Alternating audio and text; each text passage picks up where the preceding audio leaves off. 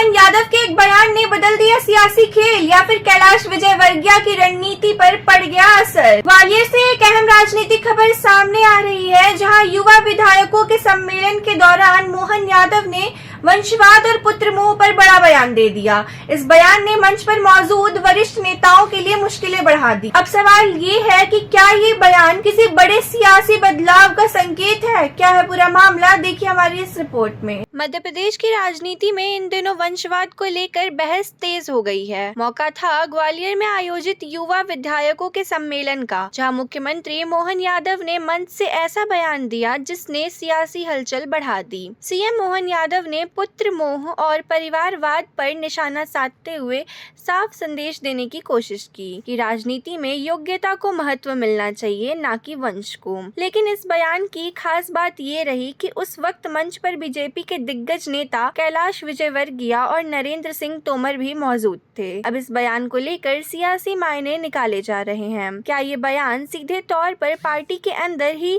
किसी को संदेश देने के लिए था, या फिर एक बड़ी रणनीति का हिस्सा है? दिलचस्प बात यह है कि इस मुद्दे पर कांग्रेस भी सीएम के बयान के समर्थन में नजर आ रही है, जिसने राजनीति और भी ज्यादा दिलचस्प हो गई है। अब देखना होगा क्या ये बयान सिर्फ एक सोच है, या फिर मध्य प्रदेश की राजनीति में किसी बड़े बदलाव की शुरुआत होने वाली है। के दौर में उनके अच्छी बातों को कैसे धारण करें, उन सारी बातों को कैसे सीखें।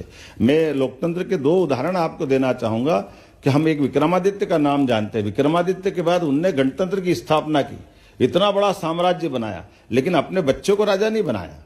ये हमारे लिए उदाहरण है। इसी प्रकार से द्वारकाधीश भगवान कृष्ण के काल में, जिनने, वो तो सामर्थ्यशाली थे और पूरा नाती पोता बड़ा परिवार था, लेकिन अपने बच्चों को राजा नहीं बनाया उन्होंने। ये जो हमारे लोकतंत्र की ऐसे कई सारी चीजें हैं। हम बने हैं, अगर बच्चों में दम होगा, बच्चे समझेंगे तो बन जाएंगे। हमको जबरदस्ती लाला के बनाने से कई बार हमारी राजनीति भी खराब हो जाती। तो हमारी इन सारी बातों में नैसर्गिक रूप से लोकतंत्र की खूबसूरती ये है, और आज के दौर में तो और समसामयिक है। हम सब समझते हैं इस दौर में जब दुनिया हमारी तरफ देख रही है, भारत को 2047 की तरफ बढ़ना है, अमृत काल की तरफ बढ़ना है। और ये बिल्कुल सही बात है कि 75 साल में अगल बगल के देशों में देखो तो अब लोकतंत्र बचा कहाँ है। अब पाकिस्तान, अफगानिस्तान, जहां भी आप देखोगे हो क्या रहा है।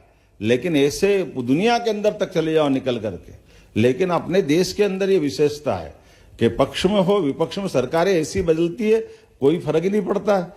इतना बड़ा देश है, लेकिन सरलता के साथ माननीय 14 के पहले सरकार की स्थिति, अटल जी की पहले सरकार, और अटल जी की सरकार तो मतलब उतने कम समय में 3 बार जिस प्रकार से बदली,